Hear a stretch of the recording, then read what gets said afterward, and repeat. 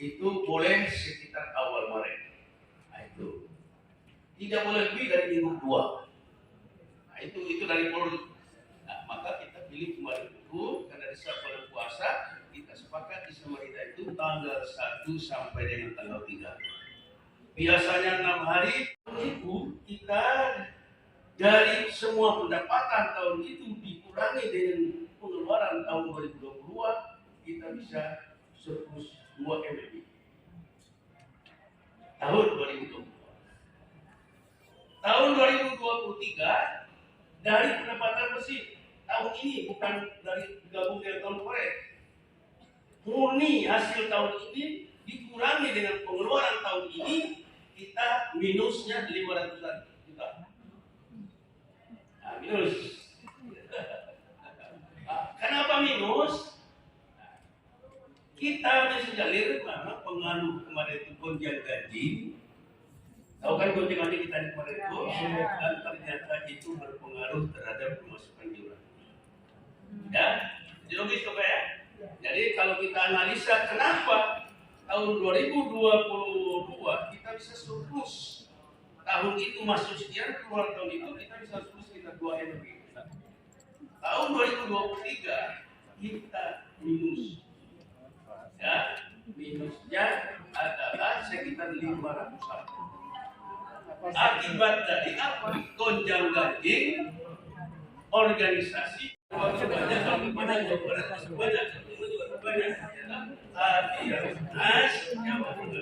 maka jumlah suaranya dapat dari 160 aja. Luar biasa. Kita itu tidak Jawa Tengah ini agak goyang-goyang gitu. Yang kekuatan kita itu dari Jawa Tengah. Itu ceritanya, Pak. Jadi itu. Sekretaris siapa, Pak? Ayo sekretaris. Siapa sekretaris? Dari tim verifikasi siapa kemarin ya? Oh, bukan. Jangan dari. Ada satu. Selain Jateng tentu ya. Kalau ketua tadi udah dari Jateng, mungkin sekretaris dari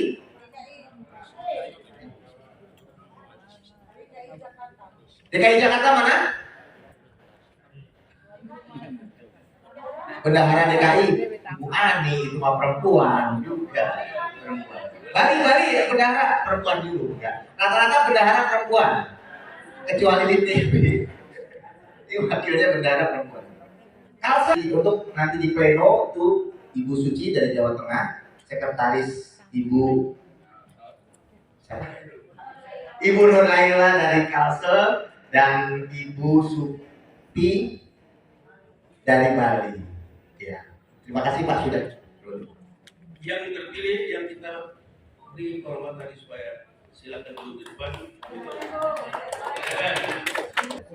Saya serahkan sepenuhnya. Sekretaris siapa Pak? Ayo sekretaris. Siapa sekretaris? Dari tim verifikasi siapa kemarin ya? Oh, bukan. Jangan dari. Ada satu. Selain Jateng tentu ya. Kalau ketua tadi udah dari Jateng, mungkin sekretaris dari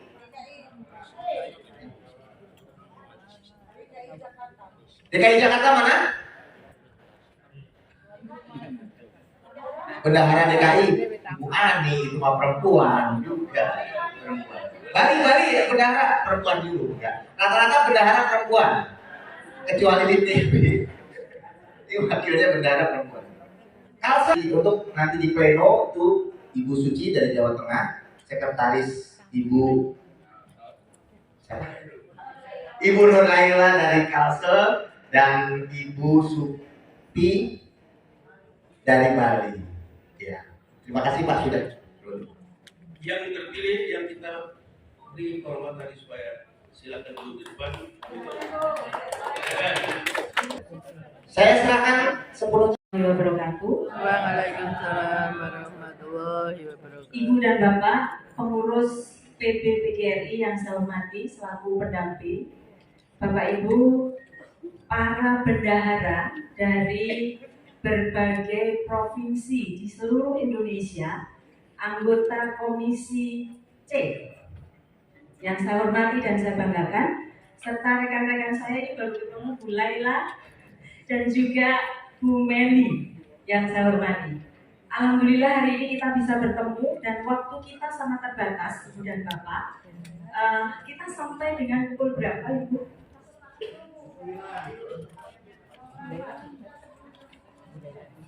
Sebelum jam 10. Berarti jam 9 lebih 59. Jam berapa Ibu dan Bapak kita selesai untuk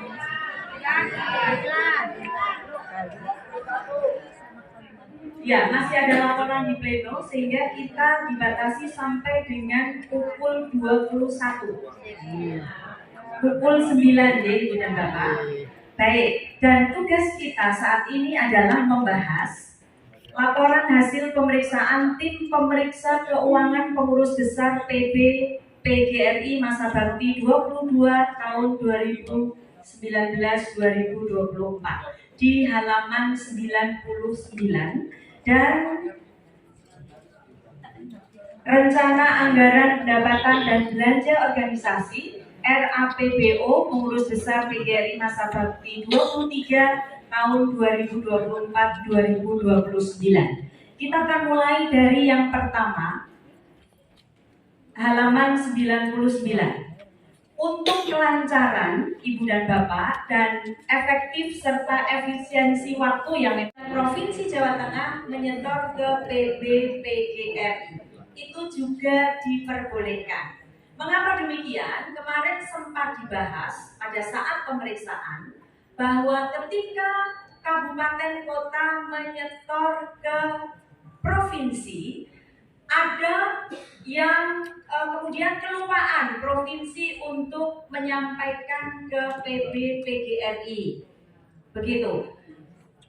Ya, dan itu terjadi berulang-ulang. Oleh karenanya kemudian PB PGRI masih akan memberikan izin untuk kabupaten kota menyetorkan langsung ke PB PGRI. Namanya agar setoran dari kabupaten kota itu tetap bisa terdeteksi siapa yang menyetorkan. Itu berarti tetap harus dituliskan siapa nama penyetor dari kabupaten kota mana. Karena ketika kita setor uang itu biasanya peruntukannya untuk apa, asalnya dari mana, itu ada isiannya.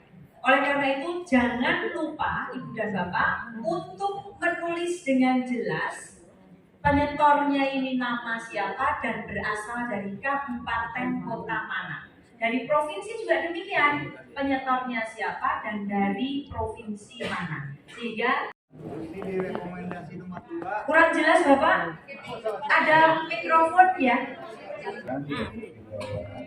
Mohon maaf untuk rekomendasi nomor 4 tadi sudah sepakat, tapi karena keterlambatan saya tadi masuk ke ruangan ini, karena tadi masuk ke ruangan kamar dulu, ini di rekomendasi nomor 2, mohon penjelasan yang lebih lanjut.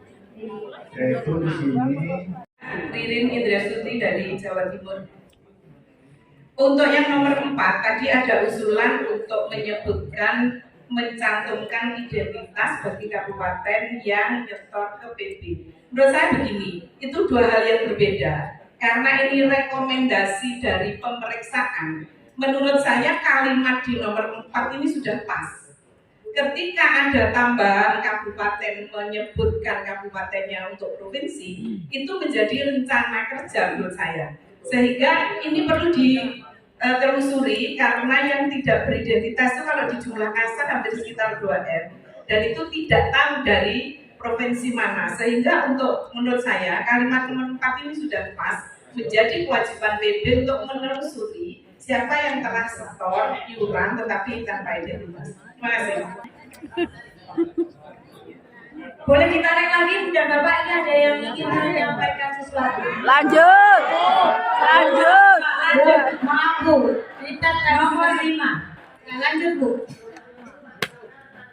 Nomor 5 setuju Bu dan Bapak? Kita baca nomor 5. Strategi pelunasan piutang iuran anggota dapat dilakukan antara lain dengan memberikan diskon dalam bentuk subsidi dan diangsur sesuai kemampuan. Apakah rekomendasi ini disetujui? Setuju ya? Artinya begini Ibu dan Bapak, ada sejumlah kabupaten kota, provinsi yang belum atau mengalami tunggakan iuran. Itu bertahun-tahun tunggakannya.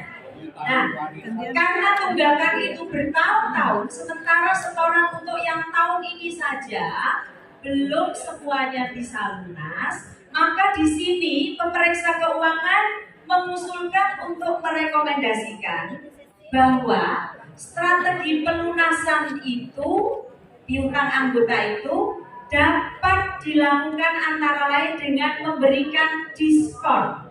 Artinya wis bayar kira wae nanti akan mendapatkan diskon yang lama-lama itu Ibu dan Bapak lunas dengan sendirinya karena diskonnya gede. Setuju Ibu dan Bapak? Setuju.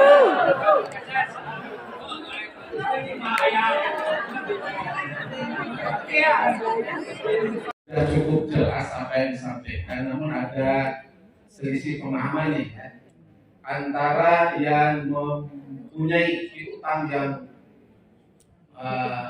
besar, kemudian dengan istilah diskon dan subsidi, menurut hemat kami kedua-duanya tidak tepat dan tidak harus.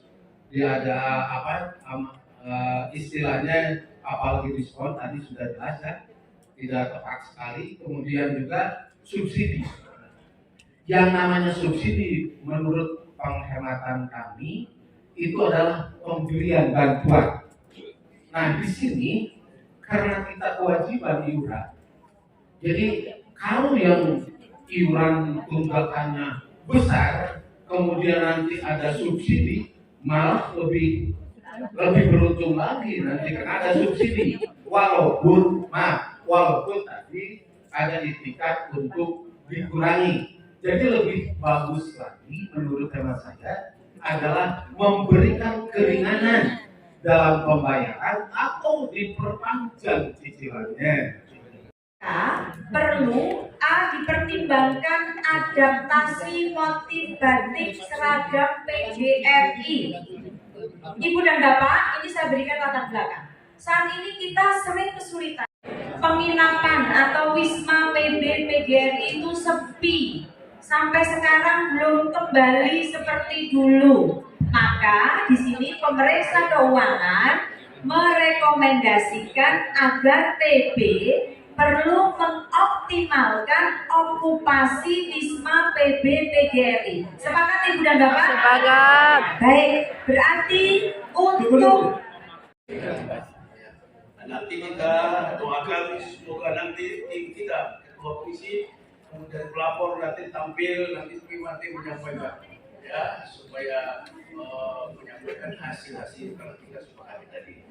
Teman-teman semuanya ya, kita banyak diskusi. Saya melihat sebetulnya semua kita tidak ada prinsip kita berbeda. Ya, semua sebetulnya satu arah kita ya.